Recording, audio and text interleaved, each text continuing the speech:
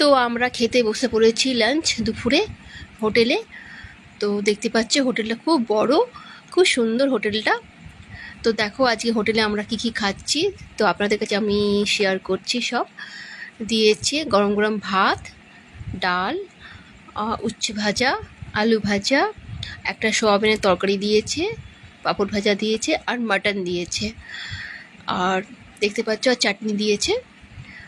তো আমরা খেতে বসে পড়েছি, দেখতে পাচ্ছ। ওদিকে আমার হাজব্যান্ড খাচ্ছে, আমার ছেলে খাচ্ছে, আর ড্রাইভার সাহেব আছে, ড্রাইভার সাহেবও নিয়ে এসেছি সাথে, ড্রাইভার সাহেবও খাচ্ছে। তো আমাদের তো ভাত না ছাড়া চলবে না, আমরা তো বাঙালি, ভেতু বাঙালি। আমরা তো মানে ভাত আমাদের চাই দুপুরে, তাই না? ভাত ভাত খেলেই আমাদের শান্তি, দুপুরে আমাদের ভাত চাই, তাই না? আর মাটন ভাত হলে তো কথাই নেই। আর মাটনটা তো দুর্দান্ত হয়েছিল, আমরা বলছিলাম দারুণ হয়েছে মাটনটা, আর সব রান্নাই ভালো হয়েছে। আম, তো আমরা বলছিলাম সব রান্নাই ভালো হয়েছে আপনাদের, আর মাটনটা খুব ভালো হয়েছিল। তো চলো, তো এবার আমরা সবাই খাচ্ছি, আর সবাই ভালো থাকবেন। আবার একটা নতুন আমি ব্লগ নিয়ে আমি আসবো।